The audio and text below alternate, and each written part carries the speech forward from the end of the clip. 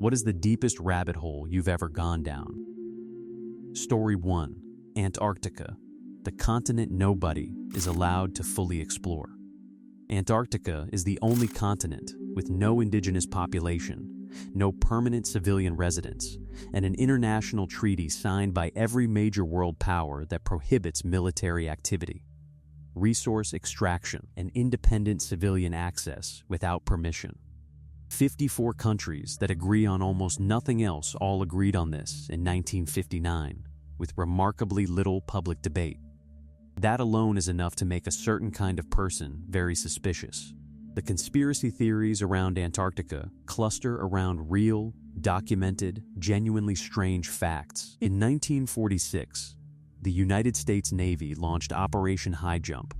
4,700 personnel, 70 ships, 13 aircraft, officially described as a training exercise and mapping mission.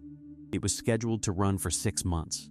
It was shut down after 40 days, with no detailed public explanation. Admiral Richard Byard later made comments in interviews about the need to defend against hostile aircraft coming from the polar regions.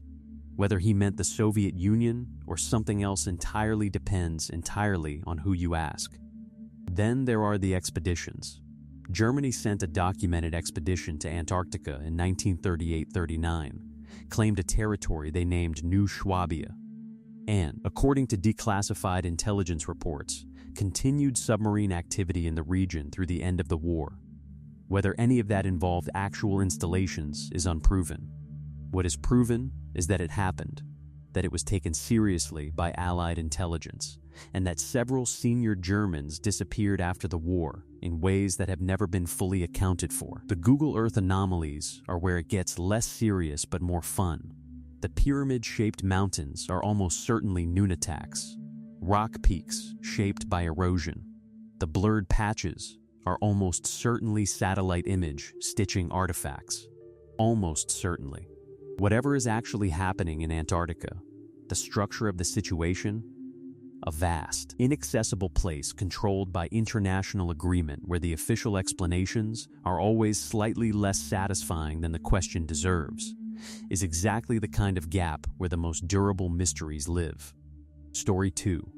Hidden books, lost translations, and the mRNA secret that predated everything. The Bible most people read is a translation of a translation of a translation, filtered through centuries of political decisions about what counted as scripture and what didn't. The Council of Nicaea in 325 produced a version of Christian doctrine by vote. There were dissenting views. There were texts that didn't make the cut.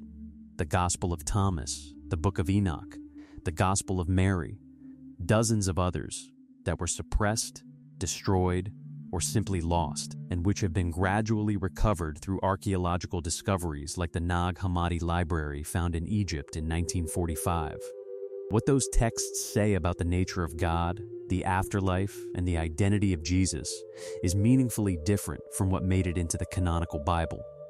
Hebrew to English translation is its own rabbit hole. Hebrew is a language in which words carry multiple simultaneous meanings, in which the same word can mean body and corpse, spirit and breath, in which the structure of the language encodes ideas that English flattens into single definitions. Scholars have argued for decades that certain passages read very differently in the original than in any translation, and that the translation choices made by specific church authorities in specific historical moments were not neutral, but ideologically loaded. The mRNA research thread is the most recent and the most contested. The fundamental science of messenger RNA and its potential as a therapeutic platform was being developed years before 2020. Patents filed well before the pandemic describe mechanisms that later appeared in vaccine technology with remarkable speed. Whether this represents good science done well in advance or something more deliberate being held in reserve for a specific moment is a question that the public record does not fully answer. The timeline of the science, the patents, and the policy decisions that followed exists in documented form. The interpretation of that timeline is where the rabbit hole begins. Story 3. MKUltra, the CIA program that was worse than you've been told. M-Culture was a CIA mind control program that ran from the early 1950s through at least the late 1960s. This is not a conspiracy theory. It is a documented fact, acknowledged by the CIA itself following a Senate investigation in 1975 and the accidental discovery of files that survived a 1973 destruction order. The program involved the covert administration of LSD and other psychoactive substances to unwitting subjects. Sensory deprivation, psychological torture, hypnosis, and a range of other techniques aimed at developing reliable methods of behavior modification, coercive interrogation, and the creation of what the program documents refer to as amnesia barriers. The scope and the documented victims extend far beyond what most people know. Subproject 68, conducted by Dr. Donald Ewan Cameron in Montreal, subjected patients admitted voluntarily for mild depression or anxiety to weeks of drug-induced sleep, electroconvulsive shocks at up to 40 times the normal clinical dose, and audio recordings played into their ears for 16 hours a day. None of them were told what was happening. Many suffered permanent brain damage. Cameron was the president of the American Psychiatric Association and the World Psychiatric Association simultaneously. The concentration camp connection is documented in the Nuremberg records. American military intelligence imported German scientists under Operation Paperclip following World War II, some of whom had conducted experiments on prisoners in the camps. The techniques used in the camps and the techniques developed under MK Ultra share specific methodological signatures that have been noted by researchers comparing the records. What the program aimed to create, a reliably controllable human subject, a person whose beliefs and behavior could be altered through specific technical interventions, was never fully achieved in the documented programs. Whether it was achieved in the programs that were never documented is a question the destroyed files cannot answer. The files that survived were found in a box that someone forgot to shred. Everything else is gone. Story 4. Saturn worship and the symbology hidden in plain sight. Saturn is the sixth planet from the Sun, and in classical mythology, the Roman god of time, harvest, and cyclical destruction. In esoteric and occult traditions, Saturn carries a different freight. It is associated with limitation, control, the material world, and, in certain Hermetic and Gnostic frameworks, with a principle of cosmic constraint that some traditions identify as adversarial to human spiritual freedom. The claim that certain powerful institutions and bloodlines have maintained a continuous tradition of Saturn worship across thousands of years, and that this worship manifests in symbolism embedded throughout entertainment, corporate branding, architecture, and ritual, is one of the more elaborate rabbit holes in contemporary conspiratorial thinking. The symbolic evidence is genuinely striking once you start looking. The cube, a three-dimensional representation of the two-dimensional hexagon at Saturn's North Pole, which is a documented atmospheric phenomenon photographed by the Cassini spacecraft, appears in the Kaaba in Mecca, in the tefillin boxes of Jewish practice, in graduation caps, in the layout of certain corporate logos, and in architectural features of institutions whose connection to each other is otherwise unexplained. Black, Saturn's associated color in Western esoteric tradition, dominates the ceremonial dress of judges, academics, and clergy across cultures that should have no shared symbolic vocabulary. Whether this represents a continuous hidden tradition, a series of historical coincidences, or pattern recognition producing false positives in a world full of visual information, depends on your prior beliefs about how power actually operates. What is not in dispute is that certain symbols recur across institutions and entertainment properties in ways that reward investigation. The entertainment industry in particular deploys imagery, the all-seeing eye, the pyramid, the inverted cross, the owl, with a regularity that either reflects deliberate choice or an extraordinary accumulation of coincidence. The Saturn worship thesis is the explanation that accounts for the most observations simultaneously. Story 5. Old money and the bloodlines that have always run the world.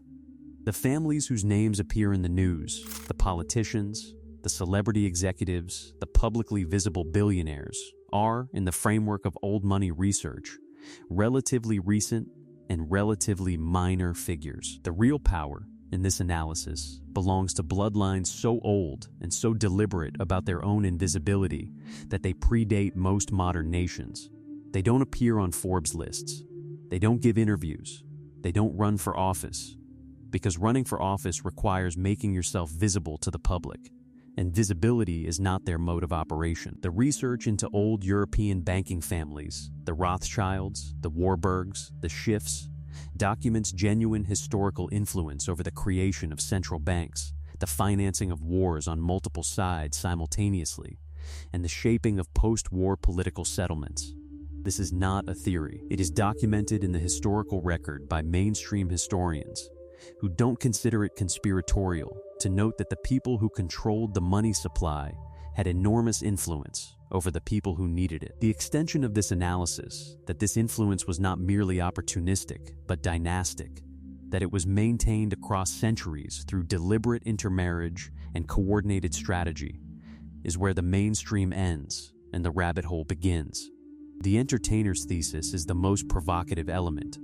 The argument is that popular culture, music, film, television, sport, exists not merely as commerce, but as a deliberate attention management system, keeping the population focused on the drama of celebrity, the emotion of sport, the narrative of political theater, serves the same function that bread and circuses served in Rome. It directs energy away from the questions about power that would be most dangerous to the powerful if enough people asked them simultaneously. These families control history, the analysis concludes, not by appearing in it, but by funding the people who do. Story 6. The Strawman Principle. You are a financial asset and always have been. When you were born, a birth certificate was filed. That certificate, bearing your name in capital letters, was registered with the government and, according to the Strawman theory, used as the basis for the creation of a legal fiction, a corporate entity, distinct from the flesh and blood human being, that exists on the government's balance sheet as an asset. The national debt, in this framework, is not a liability in the conventional sense, but a ledger entry backed by the productive capacity of the population, each citizen representing, in effect, a unit of collateral for the currency the government issues. The legal basis for this theory draws on the shift away from the gold standard, which occurred in various forms across different countries throughout the 20th century, and the argument that when currency was no longer backed by physical gold, it needed to be backed by something else. That something else, the theory proposes, is the future labor of the population. The all-caps name on your birth certificate, your driving license, your tax documents, represents the corporate strawman, not you. The distinction matters legally, the theory argues, because the strawman is subject to statutory law in ways that the living human being technically is not. The practical applications of strawman theory range from harmless philosophical curiosity to legally problematic attempts to discharge debts by invoking the corporate fiction. Courts have consistently refused to recognize sovereign citizen arguments derived from these principles, and people who have attempted to use them to avoid tax or financial obligations have generally found the experience expensive. The theory's persistence, despite these practical failures, suggests it satisfies something beyond its stated legal utility, a deep desire to have a coherent explanation for why the system feels rigged, and a conceptual framework in which ordinary people are not simply powerless subjects, but misunderstood sovereigns awaiting the recovery of their true status. Story 7. The City of London, 1 square mile that runs the world. The City of London is not the same thing as London. This is not a subtle distinction. It is a legally, constitutionally, and historically separate entity, a square mile in the center of the capital that operates under its own rules, elects its own government through a system that gives businesses a vote alongside residents, and maintains a set of exemptions from UK law that no other jurisdiction in the country possesses. When the Queen visited, she stopped at the boundary and waited to be formally admitted by the Lord Mayor. The City of London is, in formal legal terms, a state within a state, and has been since at least the Norman conquest. The institutions concentrated within that square mile represent a significant fraction of global financial infrastructure. The Bank of England, Lloyd's of London, the London Stock Exchange, and the headquarters of major international banks operate within or in close proximity to a jurisdiction whose governance structure predates the modern British state and has never been fully rationalized into it. The City of London Corporation, the body that governs the square mile, is not subject to the Freedom of Information Act in the same way as other UK public bodies. Its internal deliberations are not publicly accessible in the way that other governmental decisions are. The rabbit hole extends into the relationship between the City of London, the Vatican, and Washington, D.C., three entities that critics of the global power structure identify as a triumvirate of control over finance, religion, and military power, respectively, each operating as a sovereign entity within a host nation, each with its own flag and its own legal status that exempts it from the laws of its surrounding territory. Whether this represents a deliberate system of interlocking control or an accumulation of historical accidents that happen to benefit the same interests is the question one square mile of financial geography cannot answer alone. Story 8. The Younger Dryas and the Great Flood. The catastrophe that reset civilization. Approximately 12,800 years ago, the Earth underwent a rapid and severe return to glacial conditions following the gradual warming that had been ending the last ice age. Temperatures in the northern hemisphere dropped dramatically within decades. Some evidence suggests within years. This event, known as the Younger Dryas, lasted approximately 1,200 years before ending, also abruptly, approximately 11,700 years ago. The cause is still debated, but a leading hypothesis involves the impact or airburst of a comet or asteroid over the Laurentide ice sheet in North America, triggering massive meltwater floods and disrupting the Atlantic circulation system that moderates northern hemisphere temperatures. The civilization reset aspect of this theory is its most controversial element. Graham Hancock and others have argued that the Younger Dryas impact destroyed a pre-existing advanced human civilization that has been erased from the conventional archaeological record, that the myths of a golden age, a great flood, and a civilizational restart that appear independently in cultures across the world are not metaphor but encoded historical memory. The flood myths of Mesopotamia, the Hebrew Bible, Hindu scripture, and dozens of indigenous traditions describe a catastrophic inundation that destroyed a previous world.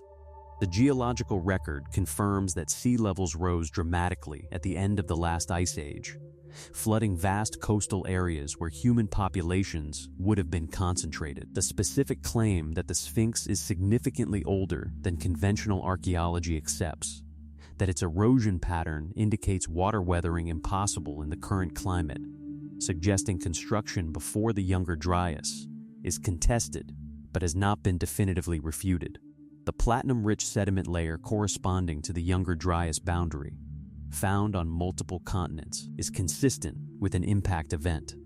The civilization that may have existed before it left remarkably little trace, which is, of course, exactly what you would expect if a catastrophic event buried it under several meters of flood debris 12,000 years ago. Story 9. Aliens or Demons, the disturbing overlap nobody wants to discuss. The modern UFO phenomenon begins, by most accounts, in 1947, with Kenneth Arnold's sighting of objects moving at extraordinary speed near Mount Rainier and the Roswell incident in New Mexico.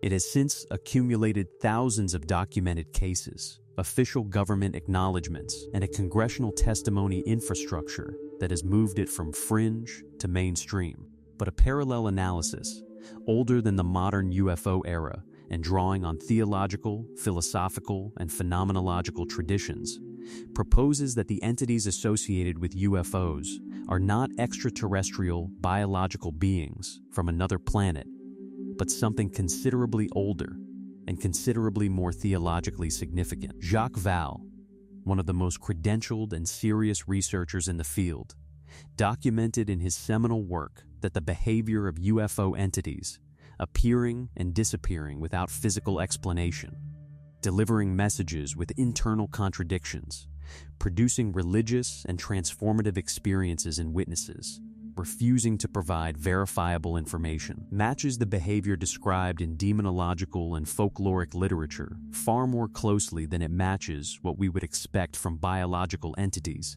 making a physical journey across interstellar space.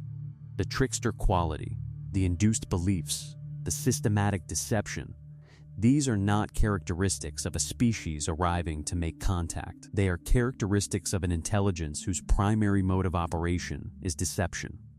The abduction literature amplifies this. Reports of paralysis, of messages about the end of the world, of hybrid breeding programs, of entities that respond to the name of Jesus by departing. All of these details appear with enough consistency across independently reported cases to suggest they are not simply cultural contamination. Evangelical Christian researchers who have investigated the phenomenon argue that the entities that appear to abductees can be made to leave by invoking religious authority in a way that no biological alien from another star system would logically respond to. The disturbing possibility is not that the aliens are demons metaphorically. It is that the distinction may be meaningless. Story 10. DMT, ayahuasca, and the entities everyone keeps meeting. Dimethyltryptamine is a naturally occurring compound found in the human body, in dozens of plant species, and in trace amounts in the cerebrospinal fluid of mammals. When consumed in sufficient quantities, either through smoking crystallized DMT or through the ayahuasca preparation that combines it with a monoamine oxidase inhibitor, it produces an experience that users consistently describe not as hallucination, but as an entrance into a different reality, fully as convincing as ordinary waking consciousness, populated by entities that appear to have independent existence, intelligence, and agenda. The entity reports are the most disturbing and the most fascinating aspect of psychedelic literature. Across thousands of independent accounts from different cultures, different decades, different levels of prior expectation, users describe encountering beings that researchers have cataloged into recurring types. The jesters or tricksters, mischievous entities that seem amused by the human's confusion. The machine elves described by Terence McKenna that inhabit self-transforming geometric spaces, and more ominous presences that appear to be observing or examining the subject. The consistency is striking enough that it strains the explanation that everyone is simply generating internal hallucinations shaped by cultural expectations. The ibogaine experience adds another dimension. Used ceremonially in Gabon by the Bwiti tradition, and increasingly in addiction therapy, ibogaine produces extended multi-day visions that practitioners describe as a life review, a systematic confrontation with the user's own history and psychological architecture from an outside perspective. The therapeutic results for addiction, particularly opioid addiction, are among the most striking in the clinical literature, producing remission rates that conventional treatment cannot approach. What the consistent entity encounters suggest, if taken at face value, is that the human brain, under specific chemical conditions, reliably contacts something that is not simply a projection of the individual unconscious. Whether that something is a deeper layer of human consciousness, a collective psychological phenomenon, or an independent intelligence using the brain as a receiver, is the question that no amount of neuroimaging has yet resolved. Story 11. The medical system is designed to manage disease, not cure it. The business model of the pharmaceutical industry is not the elimination of disease. It is the management of disease. A patient who is cured generates revenue once.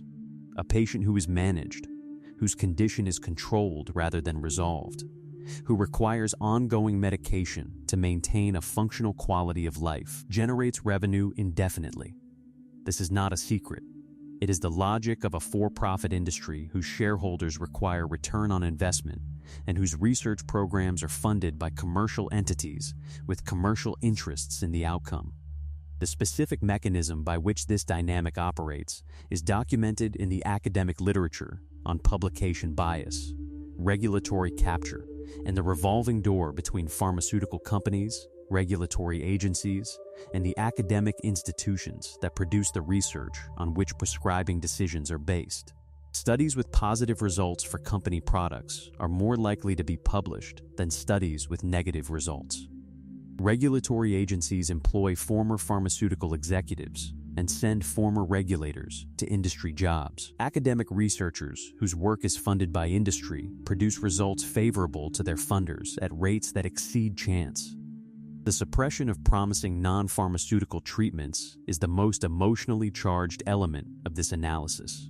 The history of medicine contains numerous examples of treatments that showed genuine clinical promise and were either not developed, actively discredited, or regulated out of clinical practice in ways that parallel interests in the pharmaceutical industry.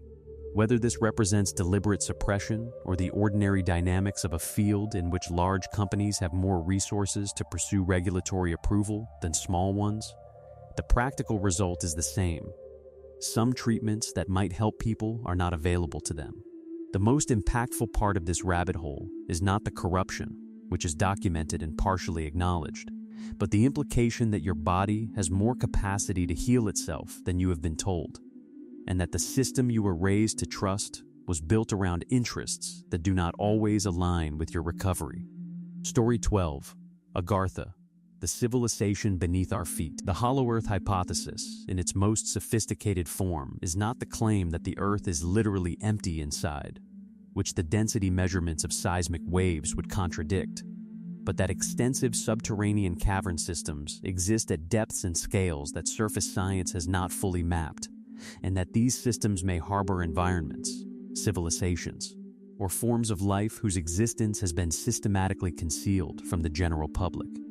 The city of Agartha, variously described as a subterranean kingdom accessible through polar openings, underground tunnel systems, or concealed cave networks, appears in Tibetan Buddhist tradition, in the writings of 19th century occultists, and in reports from explorers who claimed to have accessed it. Admiral Richard Byard's 1947 Arctic expedition is the most cited modern evidence. In diary entries that some researchers claim are authentic and others dismiss as fabricated, Byard describes flying beyond the North Pole into a warm, green land, where he was intercepted by a technologically advanced civilization and warned about humanity's destructive tendencies. The diary has never been authenticated to the satisfaction of mainstream scholars, and Byard himself never publicly described such an encounter. His estate has neither confirmed nor denied its authenticity. The German Antarctic program adds another layer. German interest in polar regions during the 1930s and the substantial resources devoted to the Antarctica expedition have been interpreted by some researchers as connected to intelligence about subterranean civilizations received through occult research programs operating within the Third Reich. Whether this represents genuine historical conspiracy or the elaboration of an appealing myth onto real events is a distinction the available evidence does not clearly support. What the Agartha rabbit hole consistently produces, beneath the more extreme claims, is a serious question about how much of the Earth's surface has actually been thoroughly surveyed, and whether the assumption that we know what is beneath our feet is as well-founded as we assume. Story 13. The Anunnaki and the Precession Clock. Cyclical catastrophe. As the hidden engine of history, the Anunnaki are the divine beings of the Sumerian cosmological tradition, the earliest written mythology in human history, predating the Hebrew Bible by thousands of years. The Sumerians described them as beings who came from the heavens and intervened in human development, who created humanity for a specific purpose, and whose activities explain the trajectory of early civilization in ways that conventional archaeology, which dates complex society to approximately 5,000 years ago, cannot. The parallel with Genesis is explicit and has been extensively documented. The Sumerian flood narrative, the creation of humans from clay and divine breath, the long-lived antediluvian kings, all appear in earlier and more detailed form in Sumerian sources. Zecharia Sitchin's interpretation that the Anunnaki were extraterrestrial beings from a planet called Nibiru, and that humanity was genetically engineered as a slave species, is contested by Sumerian scholars who note that his translations take significant liberties with the original texts. What is not contested is that the texts exist, that they describe beings of extraordinary power who interacted with early humanity, and that these descriptions were taken literally by the people who wrote them. The precession of the equinoxes operates on a cycle of approximately 25,920 years, the time it takes for the Earth's rotational axis to complete one full wobble. Ancient calendrical systems across cultures encoded awareness of this cycle. The disaster cycle thesis proposes that this precession corresponds to recurring catastrophic events, perhaps tied to the solar system's passage through regions of space with higher density of cometary material, and that ancient civilizations encoded knowledge of these cycles in their mythologies, architectures, and calendrical systems as a warning to future generations who would arrive at the same point in the cycle. We may be arriving at that point. The precise timing is disputed. The awareness that cycles exist is not. Story 14. Hallucination and the discovery that everything is energy and consciousness. The materialist assumption that the brain generates consciousness as a byproduct of electrochemical activity, that mind is produced by matter, that reality consists of objects with independent existence whose properties are fixed regardless of observation, is the operating framework of mainstream science and the implicit assumption of most people who have never seriously questioned it. The problem is that physics abandoned it decades ago. Quantum mechanics, the most precisely tested scientific theory in history, demonstrates that particles do not have definite properties until they are measured, that measurement itself affects what is measured, and that the classical separation between observer and observed breaks down at the quantum scale in ways that have never been philosophically resolved. The expanded states of consciousness produced by meditation, psychedelics, or near-death experiences consistently produce reports that converge on a set of insights that have no obvious explanation if materialism is correct. The sense that consciousness is not produced by the brain, but received by it. That awareness is not local to the individual, but participates in something larger. The experience of time stopping or becoming irrelevant, of the self dissolving into a field of undifferentiated awareness that feels more real than ordinary waking consciousness. These experiences are reported by people with no prior spiritual framework and by neuroscientists studying their own brain states under fMRI scanners. The physics of information may offer a bridge. John Wheeler's proposition that it from bit, that physical reality emerges from information rather than the reverse, aligns with the experiential reports of meditators who describe the universe as more like a thought than a thing. Max Planck, who founded quantum mechanics, stated explicitly that consciousness is fundamental and that matter derives from it. These are not fringe positions. They are the conclusions of the founders of modern physics, largely set aside because they cannot be incorporated into the materialist framework that science has inherited from the 18th century. The hallucination that everything is energy and consciousness may be the most accurate perception available to the human nervous system. Story 15. The Soul Trap. Reincarnation as the prison system nobody told you about. Most spiritual traditions that include reincarnation present it as a benevolent mechanism, a system of growth and learning across multiple lives, governed by karma that ensures each soul receives the experience it needs for its development. The soul trap hypothesis inverts this entirely. What if reincarnation is not a benevolent system of spiritual evolution, but a managed recycling program operated by entities whose interest is not your liberation, but your continued availability as a resource? What if the karma and sin frameworks that motivate the soul to reincarnate are constructs, tools of control rather than cosmic laws? And what if the amnesia between lives is not a natural feature of rebirth but a technology? The evidence cited in support of this framework draws from multiple sources. Near-death experience research consistently describes a tunnel of light toward which the dying person is drawn. The soul trap thesis identifies this light as the intake mechanism of the recycling system, the going toward the light that generations of spiritual teachers have encouraged as the correct death transition behavior is, in this analysis, the trap. The correct response, according to researchers like Rudolf Steiner in his earlier form, and more recently Wayne Bush and other fringe researchers, is to refuse the light and demand to exit the system entirely. The Gnostic tradition adds historical depth. The Gnostic cosmology described a false creator, the demiurge, who fashioned the material world as a prison for divine sparks of consciousness, surrounding them with multiple layers of archonic control that prevented the soul from ascending to its true source.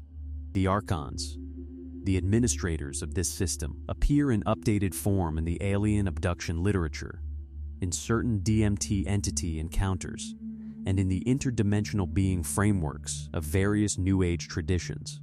Whether this represents a coherent cosmological truth, a psychologically compelling metaphor, or an elaborate delusion is a question that cannot be resolved from inside the system it describes. That unverifiability is either its most suspicious feature or its most honest one. Story 16. Tartaria, the empire that was erased from history. The Tartaria rabbit hole begins with a genuine historical fact.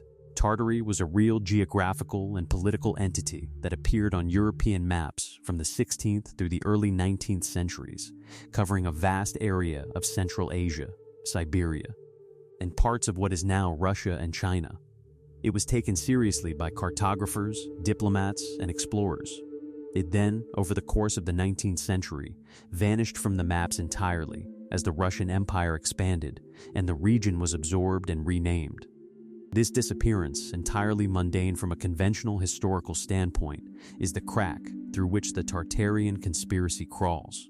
The modern Tartaria theory proposes that the Tartarian Empire was not merely a geographic label, but an advanced civilization with technology, including free energy transmission, that exceeded anything supposedly available in the 18th and early 19th centuries, and that it was destroyed in a catastrophic event around 1800-1850 that involved a global mudflood.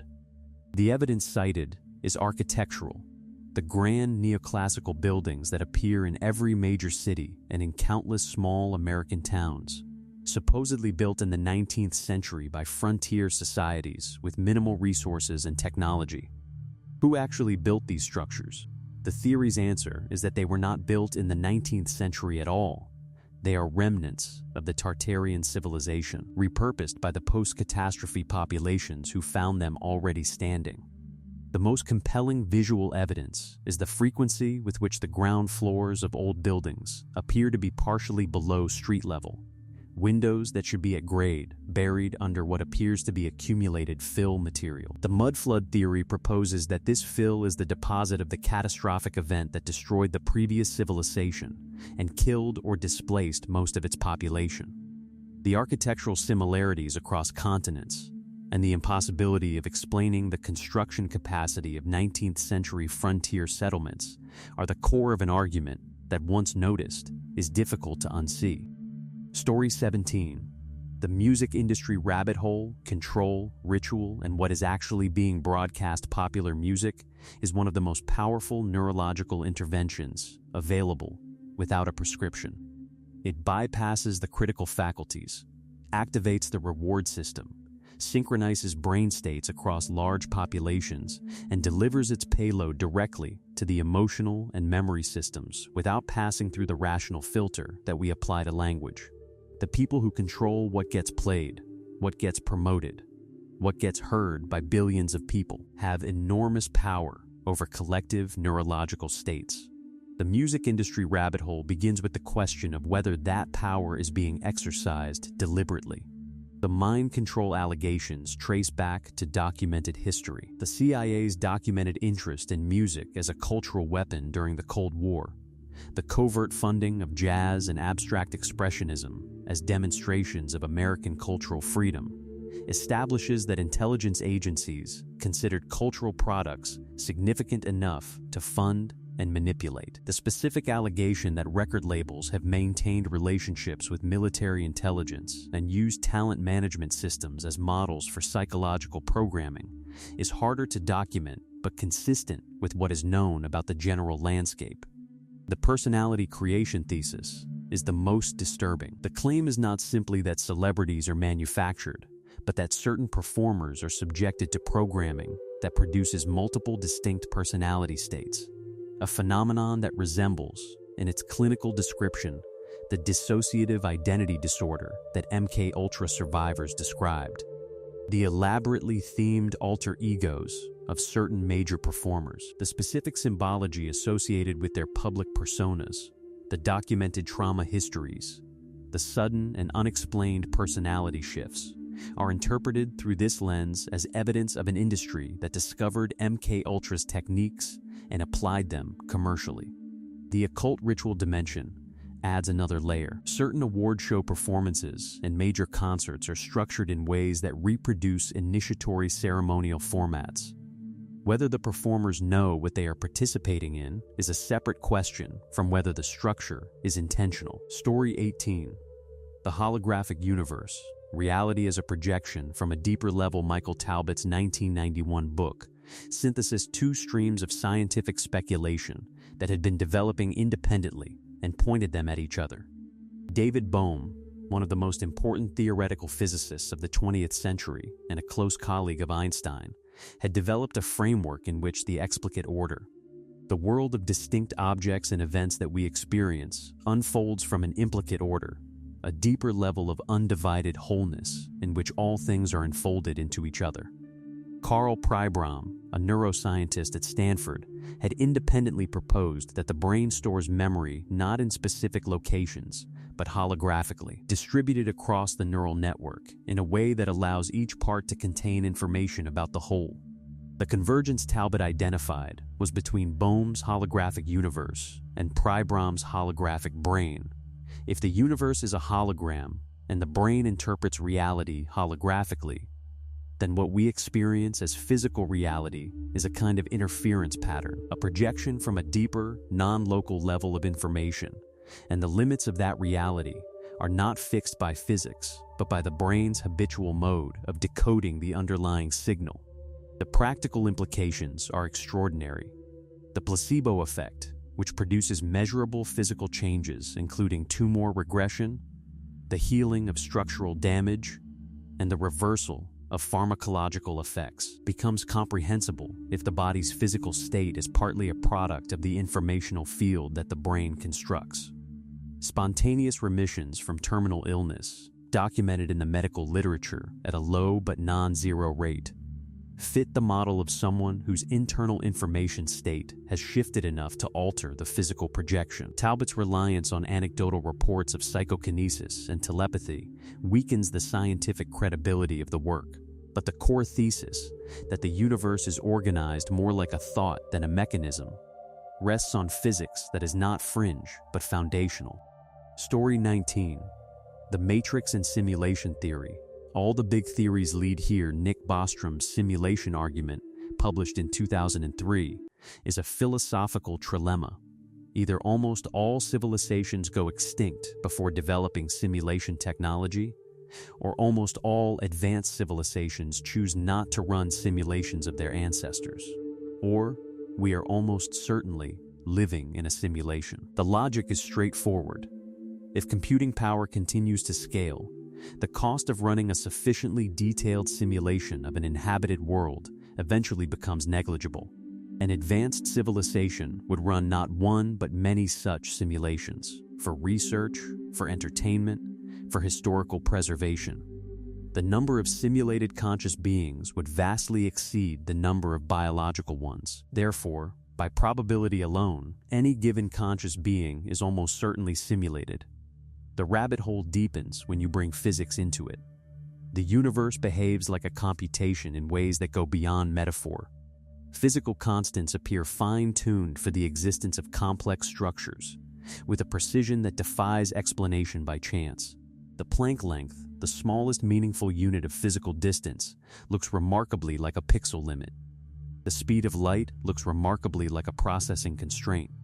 The wave function collapse that occurs on quantum measurement looks remarkably like a rendering optimization in which the system only calculates full detail when an observer is present. The error-correcting codes that physicist James Gates found embedded in the equations of superstring theory, codes identical in structure to those used in computer operating systems, are either the most striking coincidence in the history of physics or something that deserves more discussion than it has received.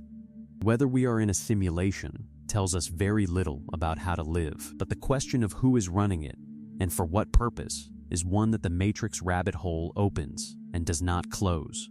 The further you go, the more the big theories, consciousness, holographic universe, Anunnaki, soul trap, DMT entities, begin to converge on the same set of implications. Story 20. Soviet KGB documents. The supernatural encounters nobody was supposed to read following the dissolution of the Soviet Union. Portions of the KGB archive became accessible to researchers for the first time. Among the declassified material were documents describing programs of psychical research, paranormal investigation, and encounters with phenomena that Soviet military and scientific personnel found impossible to classify. The Soviet Union had, in parallel with the CIA's own psychical research programs, devoted significant military and scientific resources to the investigation of telepathy, remote viewing, and what the documents describe as anomalous biological phenomena. Lake Baikal, the world's deepest and oldest freshwater lake, containing approximately 1/5 of the world's surface fresh water, features in several of the more disturbing documents. Reports by Soviet military divers describe encounters at depth with entities that the documents characterize as unknown biological specimens, operating in formations consistent with organized behavior, possessing technological capabilities including directed energy weapons that caused decompression sickness in divers who came within range. The documents describe a barrier at a specific depth beyond which divers experienced effects consistent with being actively repelled. Several fatalities are documented. The encounters are described in the flat bureaucratic language of Soviet military reporting, which makes them either more credible or more unsettling, depending on your interpretation. The broader pattern of the Soviet documents is their consistency with a finding that multiple intelligence agencies appear to have arrived at independently, that there are phenomena in the physical world that do not fit the materialist scientific framework, that these phenomena appear to involve non-human intelligence in some cases, and that the decision to classify rather than publish this information reflects a calculation that the implications are not manageable within existing social and political structures. What would happen if the public understood that the world's militaries had encountered non-human intelligence and classified the encounters? The documents suggest the answer is why the documents were classified in the first place. Story 21. How money is created and why almost nobody understands it. When you deposit money in a bank, the conventional understanding is that the bank stores your money and lends out a portion of what others have deposited. This is not how modern banking works. In the fractional reserve system, banks create money in the act of lending. When a bank approves a loan, it does not transfer existing deposits to the borrower, but creates new money by making an accounting entry. The loan is an asset for the bank. The deposit created for the borrower is a liability. The bank has created purchasing power from nothing, constrained only by capital reserve requirements that regulate but do not fundamentally alter the mechanism. This is not a conspiracy theory. It is described in Bank of England publications, Federal Reserve educational material, and standard monetary economics textbooks. The Bank of England explicitly stated in its 2014 quarterly bulletin that the vast majority of money in the economy is created by banks in the act of making loans. The money supply is not a fixed quantity administered by governments, but an elastic creation of private financial institutions whose decisions about lending determine the volume of money in circulation, and therefore, through the relationship between money supply and prices, the purchasing power of every unit of currency anyone holds. The deeper rabbit hole is the question of who owns the central banks. The Federal Reserve is a private entity, not a government department, whose member banks are its shareholders. The Bank of England was nationalized in 1946, but its relationship with private financial interests remains complicated. The claim that the world's central banks constitute a privately owned mechanism for the extraction of wealth through inflation and debt is not falsified by the fact that the mechanism is partially visible in official publications. It is made more concerning by it. Understanding how money is created is the prerequisite for understanding why everything else in economics and politics works the way it does. Story 22. Nibiru and Planet X.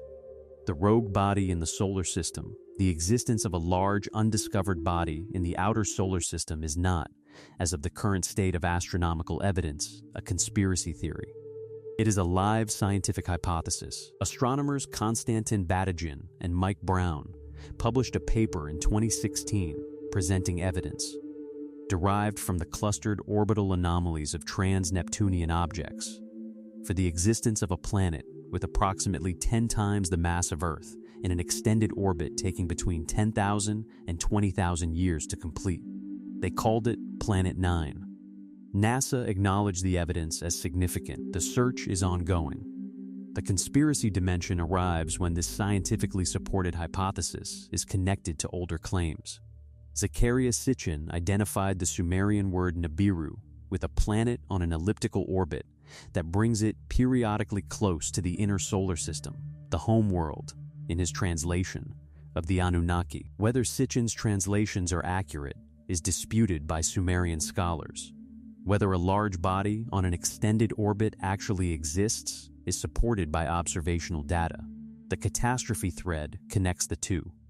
If a large body does periodically approach the inner solar system, its gravitational effects on cometary material, on the stability of existing planetary orbits, on tidal forces affecting the sun, could trigger the kind of cyclical catastrophes that the Younger Dryas disaster cycle hypothesis proposes. The flood myths, the apocalyptic traditions, the ancient astronomical records that describe a time when there were more visible planets than there are now. All of these take on a different character if there is a large, unseen body whose orbital period coincides with the catastrophe cycle. What governments would do with knowledge of an approaching large body, and whether they would tell the public, is the question that the rabbit hole cannot exist. Story 23. Humans are Martians. Our bodies don't belong on this planet. The panspermia hypothesis, the idea that life can travel between planets carried on meteorites or comets, is a scientifically mainstream proposal that is taken seriously by astrobiologists and has been studied extensively. The directed panspermia variant, proposed by Francis Crick, co-discoverer of Dana's structure, suggests that life on Earth may have been deliberately seeded by an intelligent civilization. These are not fringe positions. They are published scientific hypotheses from credentialed researchers. The Mars hypothesis takes this further. The evidence cited ranges from the physiological, human bodies show numerous features that appear maladapted to Earth's conditions, including chronic back problems consistent with a lower gravity origin, susceptibility to certain radiation exposures, and skin that burns under sunlight despite sunlight having been present on Earth for the entirety of evolutionary history. To the astronomical, Mars, in its ancient past, had liquid water, a thicker atmosphere, and conditions that current models suggest were potentially habitable. Its current state resulted from the loss of its magnetosphere and the subsequent stripping of its atmosphere by solar wind, a process that took geological time. The civilization destruction narrative proposes that a Martian civilization, facing the deterioration of their planet's habitability, transported a population to Earth, either through technology or through panspermia, and that modern humanity is the result. The genetic discontinuities in the human fossil record, the apparently sudden appearance of modern cognitive capacity, and the absence of intermediate forms connecting Homo sapiens to its supposed ancestors are cited as evidence. The Anunnaki narrative overlaps here. Whether the beings who intervened in human development were extraterrestrial visitors or the original Martian ancestors of humanity is a distinction the Sumerian texts are not clear enough to resolve. The feeling of not quite belonging to this planet that many people report privately may not be a psychological projection. It may be cellular memory. Story 24. The Mandela Effect. When shared memories contradict the historical record. The Mandela effect, named for the widespread false memory that Nelson Mandela died in prison in the 1980s rather than in 2013, refers to the phenomenon of large groups of people sharing specific, detailed, incorrect memories of events that the historical record contradicts. Mandela himself is the famous example, but the phenomenon extends to dozens of others. The Monopoly Man having a monocle, the Berenstain Bears being spelled Berenstein, the line from Star Wars being Luke, I am your father, Sinbad starring in a genie film in the 1990s, New Zealand being positioned northeast of Australia rather than southeast. The mundane explanation is straightforward.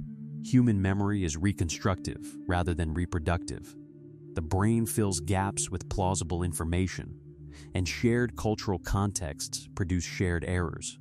The Berenstein discrepancy is particularly well explained by the fact that most common family names ending in Stein are Jewish in origin, and the brain's pattern completion mechanism fills in the more familiar spelling.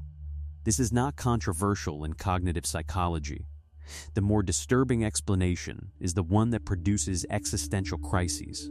If quantum mechanics permits parallel universes and the many worlds interpretation, which many physicists consider the most mathematically coherent account of quantum behavior, requires them, then occasional crossover between timelines would produce exactly this phenomenon. Populations who remember the timeline they came from while inhabiting one that differs from it in specific, inexplicable details. The existence of physical evidence that contradicts memory, old VH recordings of shows nobody remembers, archived newspaper covers with the wrong photos would be expected in a single timeline. In a crossover scenario, the physical evidence would reflect the destination timeline, and the memories would reflect the origin. The existential crisis comes when you cannot determine which explanation is correct, and both are coherent. Story 25. The universe is conscious. Death is not real, and you are not who you think. The materialist account of consciousness, that it is produced by the brain as a byproduct of electrochemical activity, that it ceases when the brain ceases, that the self is a temporary pattern in matter that dissolves at death, is a philosophical position, not a scientific finding. No one has ever demonstrated the mechanism by which physical processes produce subjective experience. The hard problem of consciousness, why there is something it is like to be a conscious entity rather than nothing, remains completely unresolved despite centuries of philosophical attention and decades of neuroscientific research. The alternative, that consciousness is fundamental rather than derived, that it is the substrate from which physical reality emerges rather than a product of it, has the support of several founders of quantum mechanics, including Max Planck, Erwin Schrödinger, and Werner Heisenberg, all of whom made explicit statements that consciousness could not be accounted for within the materialist framework. Their own work had undermined. The hard problem, on a consciousness as fundamental account, dissolves. There is something it is like to be conscious, because being conscious is the foundational nature of reality, and what we call matter is a pattern within that consciousness. The self that dies, the personality, the accumulation of memories, the individual narrative, is, on this account, not what you fundamentally are. What you are is the awareness that observes the personality, the field of consciousness within which the narrative arises and subsides. That awareness has no location, no boundary, no beginning. It cannot die because it was not born. The death of the personality is not death in any meaningful sense. In the beginning, there was the word, the vibration, the consciousness, the logos, and from that everything that exists emerged. When the pattern that is you dissolves, the consciousness within which it appeared remains exactly as it was. This is the deepest rabbit hole. At the bottom, there is no rabbit and no hole. Story 26. Archons and the Light Trap. Earth as a soul prison. The Gnostic tradition, a set of spiritual teachings that existed alongside and in tension with early Christianity, most of whose texts were suppressed or destroyed by the Orthodox Church and recovered only with the Nag Hammadi Library discovery in 1945, describes a cosmological structure in which the material world was not created by the ultimate divine source, but by a lower being called the Demiurge, who fashioned it as a cage for divine sparks of consciousness. The administrators of this cage, entities called archons, maintain the prison through deception, keeping souls focused on the material world and ignorant of their true nature and origin. The convergence of this ancient Gnostic framework with contemporary alternative cosmology is striking. The soul trap hypothesis, that reincarnation is a managed recycling system rather than a benevolent spiritual mechanism, that the light at the end of the near-death tunnel is the intake mechanism of the prison rather than the path to liberation, maps almost exactly onto the Gnostic description of the Demiurge's system. The amnesia between lives, the karma construct that creates obligation to return, the archons who administer the process, all of these have Gnostic precedents that predate modern New Age formulations by 2,000 years. The implication is that the spiritual authorities who have guided human religious practice, the beings described as angels, gods, and divine intermediaries in mainstream traditions, are archons operating within the prison system rather than genuine representatives of the ultimate source. The going toward the light that has been spiritually recommended for millennia is, in this analysis, the instruction of the prison warden rather than the path to actual freedom. What liberation looks like, whether it is possible, and if so, how it is achieved, is the question that Gnostic tradition addresses but does not resolve to everyone's satisfaction. The rabbit hole goes down further than the tradition goes. Story 27, 10 Days of Silence and What the Mind Reveals When the Noise Stops. Vipassana meditation retreats follow a specific format. 10 days of silence. No phone, no reading, no writing, no eye contact with other participants. Approximately 10 hours of meditation per day. The technique, derived from the tradition attributed to the Buddha and preserved in the Burmese lineage through S.N. Goenka, involves systematic observation of physical sensations throughout the body, developing the capacity to observe whatever arises without reacting to it. The instructions sound simple. The experience is consistently described by first-time participants as one of the most difficult things they have ever done. What happens when external stimulation is removed and the mind is left to itself for 10 days is that everything the mind has been running from, the unprocessed grief, the habitual patterns of avoidance, the fears that perpetual busyness was keeping at a safe distance, surfaces. The first few days are typically described as an internal storm. The later days, by many accounts, produce something that has no equivalent in ordinary life.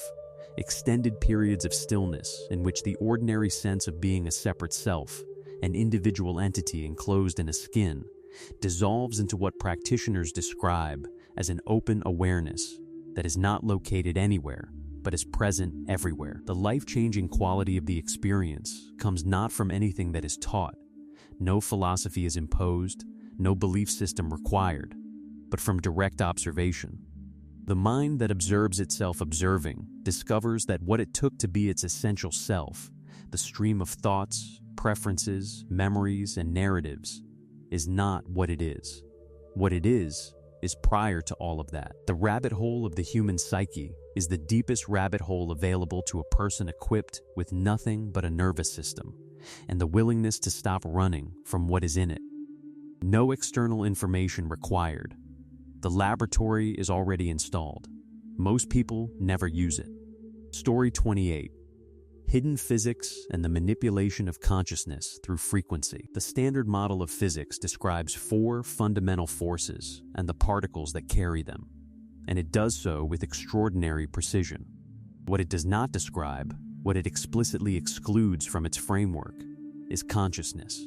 The question of how physical processes give rise to subjective experience is not a question the standard model can address. This is not a gap that is expected to close with more particle physics. It is a structural limitation of a framework that treats matter as fundamental and everything else as derived from it. The suppressed science thesis proposes that research into the physics of consciousness, into how electromagnetic fields, specific sound frequencies, and information structures interact with biological systems in ways that affect awareness, belief, and behavior has been conducted at a level of sophistication not reflected in the public scientific literature. The specific frequencies at which biological systems are most susceptible to external entrainment, the mechanisms by which specific audio patterns synchronize brain states across populations, the information theoretic basis of what we call the unconscious mind. All of these, the thesis proposes, are known to a small group of researchers and institutions and are applied in the media environment without public knowledge or consent. The television name, television, in the framing of some researchers, encodes the claim that broadcast media operates as a mass consciousness management system, using the flicker rate of screens to induce alpha brainwave states in viewers, delivering specific informational and emotional content to populations whose critical faculties have been temporarily bypassed by the medium itself. The music industry allegation is similar. Specific tuning systems, specific frequency relationships, specific rhythmic structures are chosen not for aesthetic reasons, but for their neurological effects. Whether this is a system of deliberate control or a set of emergent properties that the people operating it don't fully understand themselves is a question the rabbit hole does not definitively answer. Story 29. The Ancient Sumerians, the Source Code of Civilization. The Sumerians of Mesopotamia, modern Iraq, produced the earliest written records in human history, beginning around 3200 B.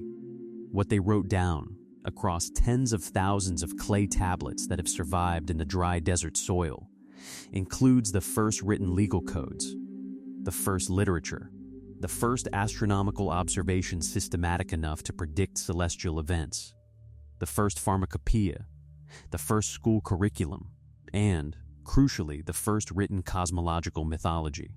Everything that we think of as the foundational elements of Western civilization, law, writing, mathematics, astronomy, agriculture, urban organization, trade, appears in the Sumerian record already fully formed, without the archaeological evidence of gradual development that evolutionary models of civilization require.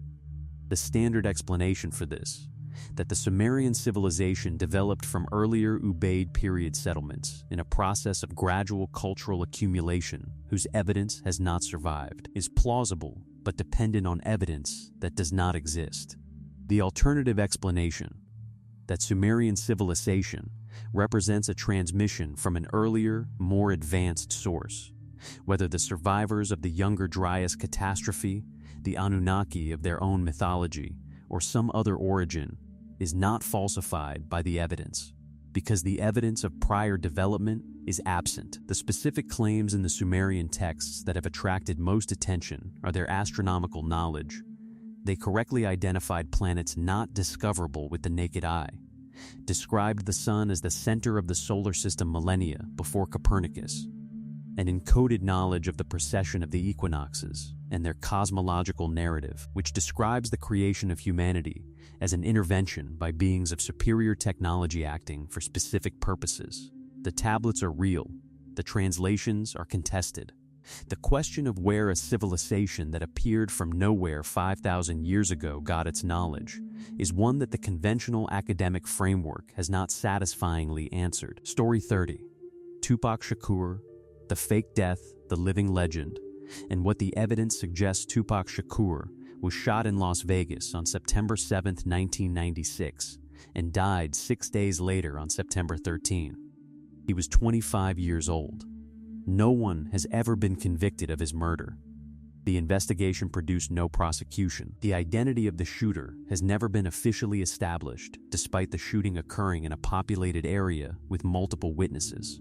In the decades since his death, the absence of a conviction, the volume of posthumously released material, and the continued engagement of his estate with his legacy have combined to produce one of the most persistent fake death theories in popular culture. The evidentiary claims in the faked death argument range from trivial to genuinely puzzling. The album All Eyes on Me was released in February 1996, 7 months before his death, but the volume of quality material released posthumously including full albums worth of new recordings, suggests either extraordinary prolificacy in his final months or a catalog that extended beyond what was publicly acknowledged. The autopsy photographs that circulated online were dismissed by many who claimed familiarity with Tupac's appearance as inconsistent with his physical characteristics. The Las Vegas shooting occurred in the context of the East Coast-West Coast feud that was, by 1996, threatening to consume the industry commercially and physically. The deeper rabbit hole is the degree to which his death and the subsequent deaths of Biggie Smalls, Jam Master Jay, and others in the hip-hop world reflects the interests of an industry that has historically managed its most valuable and most independently minded assets with methods that go beyond contract negotiation. The question of who benefited from Tupac's death, financially, politically, in terms of the management of a cultural movement that was becoming increasingly politicized, produces answers that a murder investigation focused on gang rivalry alone would not find. Whether he is alive is almost beside the point. Whether the investigation was designed to find who killed him is not. Story 31.